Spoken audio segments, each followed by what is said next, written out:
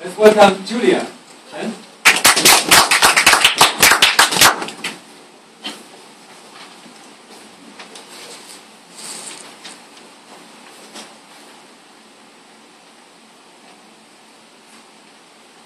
Contest chair, ladies and gentlemen. Some of you may know this book, How German Mothers Teach Their Children in Self-Discipline. Alright. From my observations, German mothers teach their children self-discipline by showing. Lucky for me, I had a chance to stay with a German mother for 7 months in a house. 24 hours a day. Who is she? If I tell you she's my boyfriend's mother, well, some of you may spark your eyes and think, oh, it's your mother-in-law. And then waiting to hear some sensational stories between mother and daughters-in-law, which it always happens in our local Taiwanese soap operas. Well, it's not like that. We treated each other in a professional way. I see her as my landlord, and she sees me as an international student who happens to be her son's girlfriend. Her name is Angelica. Angelica is a well-educated lady who can speak very fluent English.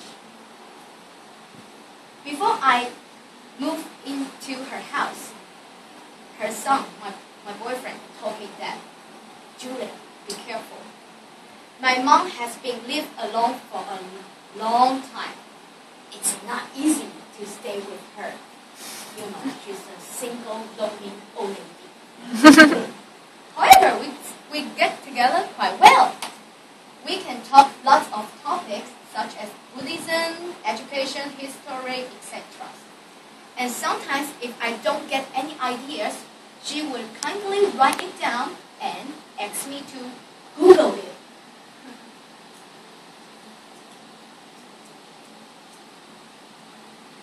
We all know that German products has very good quality, right? Yes. Alright.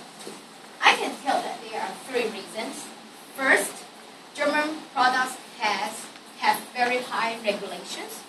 Second, they preserve things very well. The Germans always fix their things and wanted to pass it down generations to generation. Most importantly, German merchants face the strict and tough customers. Angelica is the tough customers who always fight for her own right. She cannot stand any troubles in the products. One time, she gave me a bottle of shampoo and told me it's a gift from a chemical company. I asked her why. She told me she was not satisfied with the mosquito bite balm which they invented recently. The former one she used for over 10 years worked much better. Therefore, she wrote a suggestions letter to the chemical company, and a few days later, they sent back a reply with this bottle of shampoo. This is just a small case she did. Angelica is for talking about writing suggestions or complaining letters. She is an expert. She has a printer and a fax machine in order to process her appeal as soon as possible. Sometimes she even consults her personal lawyer about her customer rights. Averagely, she can write 1 to 2 suggestions letters every week.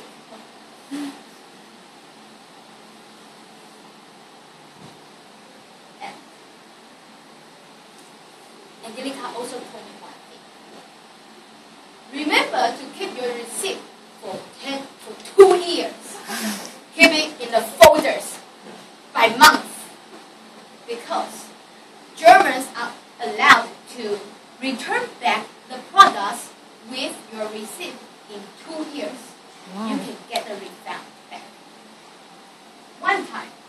a water cooker which we used about 6 months broke down. Angelica just took it back to the department store. And then she bring back a totally new one. As from a Taiwanese point of view, I would think, oh, Mom, it's so bothering and it wastes my time. I don't want to do it. However, Angelica told me, you use your hard-working money to buy things. Of course, the products should worth the price.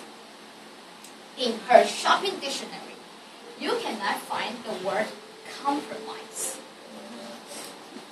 Because of Angelica's influence, I also wrote my first suggestion letters for my indoor shoes. The shoes I wore was about 3 months and it broke down at the bottom. At first I think it just cost €6 and maybe I wore it inappropriately. However, Angelica encouraged me to write a suggestions letter to the headquarters.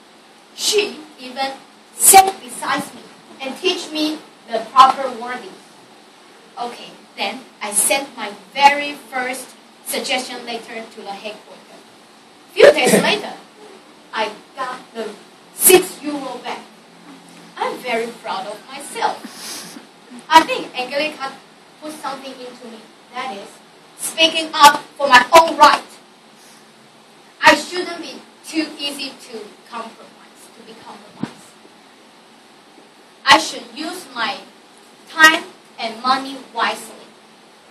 So, the last day before I flew back to Taiwan, she was going to the supermarket.